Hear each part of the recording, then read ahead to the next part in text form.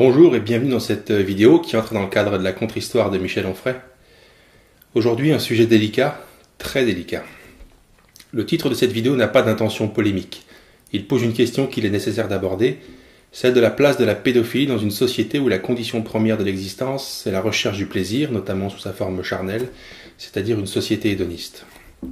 Dans ses innombrables ouvrages, Michel Onfray promeut un hédonisme qu'il définit mal, ou de façon un peu plus ambiguë.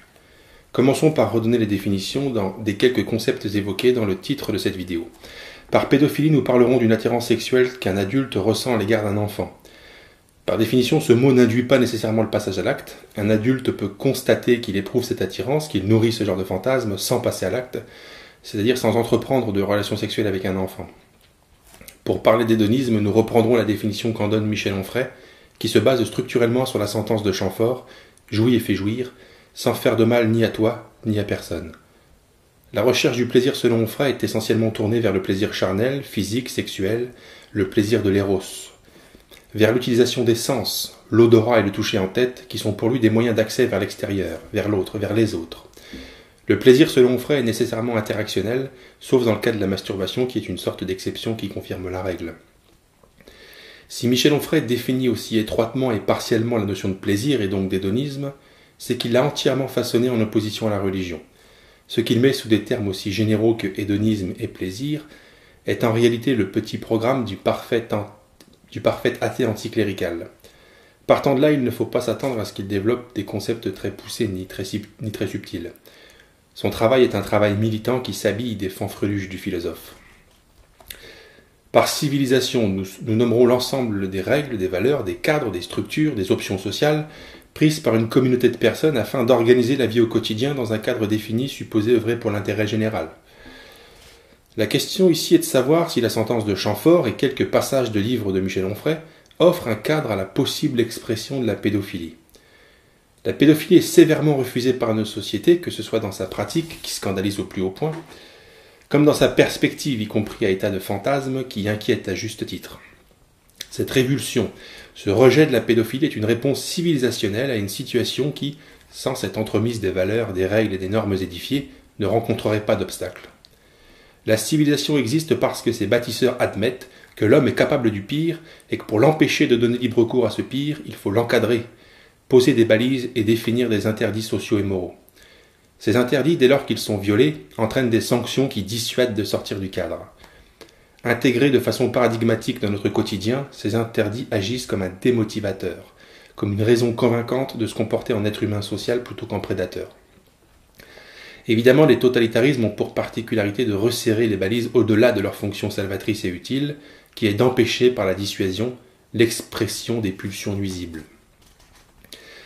Par prolongement, celles et ceux qui violent ces interdits et décident, malgré la menace sanctionnelle, d'assouvir leurs pulsions nuisibles, signalent là qu'à leurs yeux, le profit en termes de plaisir immédiat a été jugé plus grand que la peur des sanctions judiciaires, sociales et morales. Plus grand mais également plus intéressant, plus motivant.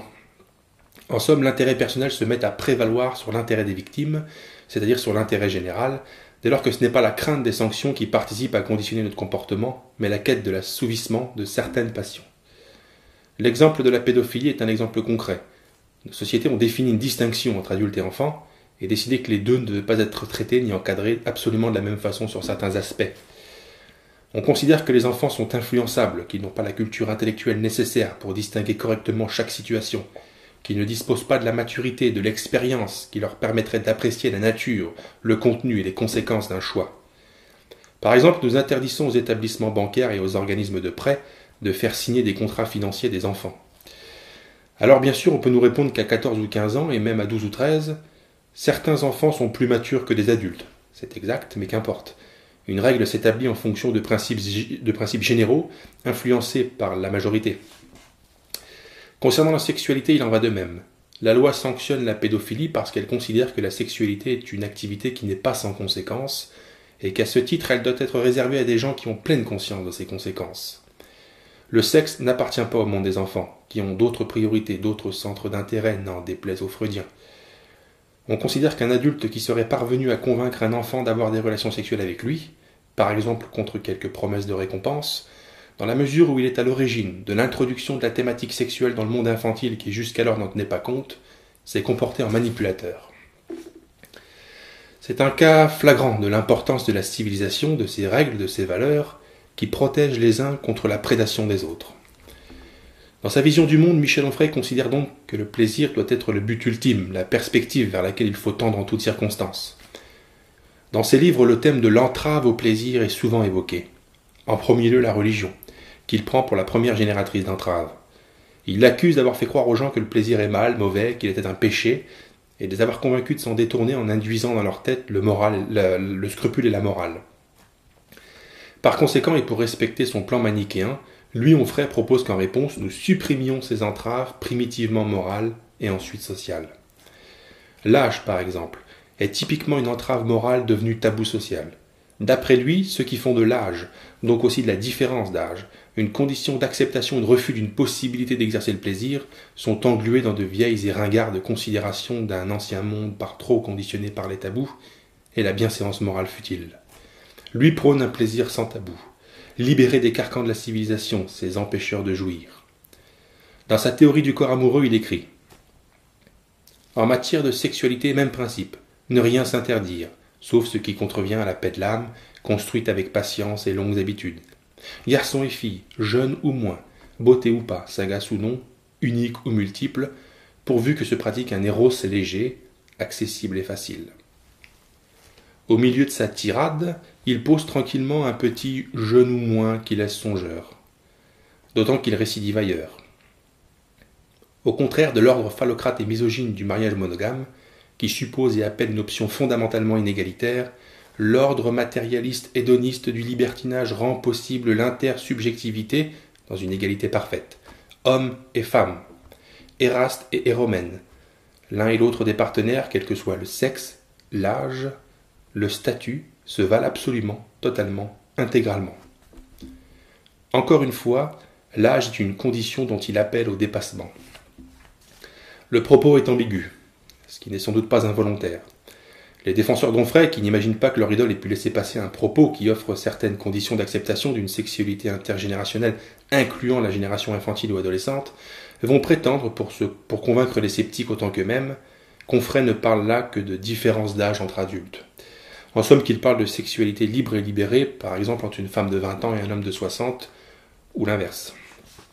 Mais cette ligne de défense serait bien mondaine, et sa fonction viserait moins à préciser les contours d'une pensée hédoniste qu'à se disculper. Le fait est que Michel Onfray est clair. Le contrat hédoniste dont il parle souvent est l'association conclue par deux personnes au moins, dans le but d'accomplir un plaisir. La seule condition qu'il faut observer, c'est la volonté, une volonté qui seule suffit à valider le contrat. Les deux extraits que nous venons de citer rappellent que le reste n'est qu'entrave sociale, conséquence de siècles de civilisation ennemie du plaisir. Mais précisément cette volonté, elle s'obtient. Un homme adulte qui veut conquérir une femme pour une nuit ne va pas se présenter devant elle et lui dire « Acceptez-vous de passer avec moi un contrat hédoniste basé sur nos deux volontés afin que nous puissions nous livrer à un moment frivole ?» Non, il va tenter une séduction, une approche, s'engager dans un processus afin d'obtenir de cette femme qu'elle accepte d'aller plus loin, jusqu'au lit. Une fois la volonté de l'autre obtenue, dès lors qu'elle rejoint la volonté du conquérant hédoniste du moment, les deux volontés forment l'alpha et l'oméga du contrat hédoniste selon Michel Onfray. Mais alors, d'après ces modalités, qu'en est-il de l'adulte qui, ayant porté son attention crapuleuse sur une jeune fille ou un jeune garçon de 17 ans, de 16 ans, de 15 ans, de 14 ans, de 13 ans, de 12 ans, de 11 ans, et qui parvient à obtenir l'accord de la jeune cible? Car c'est possible, les jeunes victimes des prédateurs ne sont pas toujours violées littéralement, je veux dire par la force et la contrainte physique. Certaines sont séduites, manipulées. C'est leur esprit qu'on a violé d'abord, pour mieux disposer de leur corps ensuite. La civilisation qui pose des jalons, des balises, des limites à certains comportements, empêche au moins dans la mesure du possible le débordement de cette nature. En faisant de l'âge un critère appréciatif d'une situation, elle contraint les prédateurs à la retenue, et qu'importe qu'au final, ils s'en trouvent dérangés, vexés ou frustrés. La protection des plus faibles et des plus jeunes est plus importante que les fantasmes et les états d'âme de petits malins qui, à la mode enfrayenne, attendent avec impatience que l'on abatte les quelques vestiges de civilisation qu'il nous reste.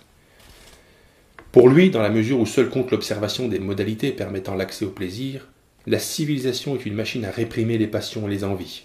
Mieux, dans la sculpture de soi, il convoque carrément Freud, oui Freud, pour avaliser un avis. Tout a été dit par Freud sur le rôle castrateur de la civilisation en matière de désir et sur ses effets en retour dans la morale. La civilisation agirait comme une chape de plomb, castratrice, posée sur les désirs et les plaisirs étouffés. En bon militant hédoniste qu'il est, il travaille à retirer cette chape de plomb pour libérer les désirs et les plaisirs. Mécaniquement, dès lors que la volonté est la seule condition qu'il faut satisfaire pour pratiquer l'hédonisme charnel et sexuel, rien dans la proposition d'Onfray empêche qu'un adulte consomme un acte sexuel avec un enfant de 12 ans. Dès lors que celui-ci, séduit, convaincu, manipulé, prétend le vouloir, prétend l'accepter. Voilà le risque. Voilà le danger. En soulevant la chape de plomb, il ouvre une boîte de Pandore. Le jeu en vaut-il réellement la chandelle ? Michel Onfray ne pose jamais la question des conséquences de ses propositions. Militant, promoteur, il n'offre qu'une vision idéalisée où, son modèle de société enfin victorieux, tout irait bien dans le meilleur des mondes. Et lorsqu'il s'agit d'aborder la question des conséquences, il n'a qu'à répondre que les prêtres ne pratiquent pas la sexualité, qu'ils sont donc frustrés et finissent par violer des enfants. Une sorte de preuve par l'absurde que sa proposition serait non seulement meilleure mais nécessaire. Bravo. Quelle profondeur d'analyse, quelle finesse, quelle subtilité intellectuelle. Et cet homme serait philosophe. À ceux qui l'ignoreraient ou l'auraient oublié, il faut savoir que dans les années 70 et 80, une certaine parole s'était libérée, non sans être inspirée par l'éjaculation 68arde, tantôt pour appeler à la libération de pédophiles, tantôt pour inspirer une meilleure réception du discours libertin intergénérationnel, pour le dire pudiquement. Le journal Libération, entre autres, a relayé plusieurs de ces pétitions surréalistes, sur lesquelles d'ailleurs on retrouve des gens étant ou amenés à devenir des ministres, des intellectuels, des artistes, connus et reconnus.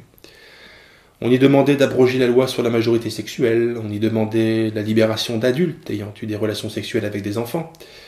Ce mouvement trouve ses inspirations et nourrit sa rhétorique en puisant dans l'idéologie hédoniste de démolition des codes de la culture et de la civilisation. Je répète, ce mouvement trouve ses inspirations et nourrit sa rhétorique en puisant dans l'idéologie hédoniste de démolition des codes de la culture et de la civilisation.